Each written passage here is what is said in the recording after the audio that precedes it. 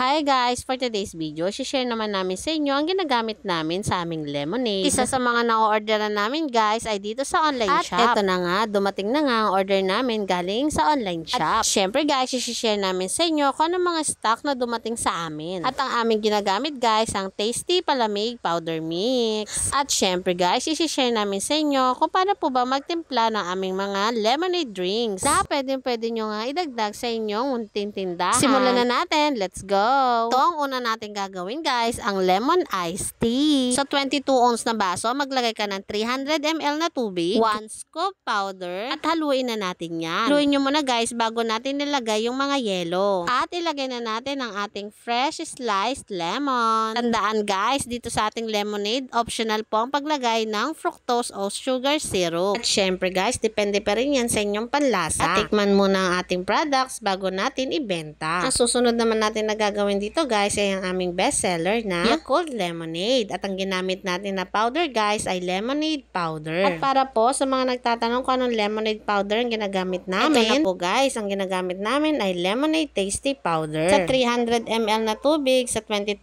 ounce, maglagay ka ng 1 scoop lemonade powder. Then lagyan nyo lang ng yelo at huwag nyo na pong haluin. Kapo natin nilalagay ang ating Yakult. Yes po guys, yun lang po ang haluin para hindi po magbuo-buo ang ating Yakult sa ating baso. Ayan na guys, lagyan natin ng fresh sliced lemon at tapos na natin gawin ang ating Yakult Lemonade. O diba guys, sa video pa lang, napakaganda na ang ginawa nating Yakult Lemonade. At syempre guys, ang ating bagong ilalabas ay ang aming lychee lemonade. Same procedure lang po guys, sa 22 ounce, maglagay ka ng 300 ml na tubig, lagyan mo ng 1 scoop powder at haluin mo na yan. And then, lagyan po natin yan ng maraming yelo. Alam nyo ba guys, nung natikman namin ito ng aking asawa ay nasarapan po kami sa aming timpla ng lychee lemonade. Mas sumarap pa nga yan guys nung nilagyan namin yan ng nata. Pero syempre guys, unahin muna natin ang paglagay ng fresh sliced lemon dito sa gilid. Tsaka natin ilagay ang 1 scoop na nata sa ibabaw. O diba guys, tingnan nyo naman. Sa video pa lang nakakatakam na. Nung matikman nga namin ito guys, ay nasarapan po kami sa lasa. Kaya i-try mo na. At syempre guys, ngayon naman ay gagawa tayo ng Yakult and lychee lemonade. At big shout out po sa lahat ng bago naming followers na nag-follow dito sa aming FB page. Happy 26,000 followers po dito sa ating FB page. Thank you so much guys at enjoy po sa panonood nyo dito sa aming mga videos. Mabalik na nga tayo dito guys. Same procedure lang yan at ang isusunod natin na ilalagay ang ating Yakult. O diba guys? Sa video pala nakakatakam na itong drinks na ginawa natin. Ako nag-iisip ka na idadagdag sa inyong munting tindahan. Dahil pwede mo nga ito idagdag sa inyong menu. At syempre, masasarap yan kung maglalagay tayo ng 1 scoop nata. At ayan na, tapos na natin gawin ang ating Yakult and lychee lemonade. Lang guys, thanks for watching. Bye-bye!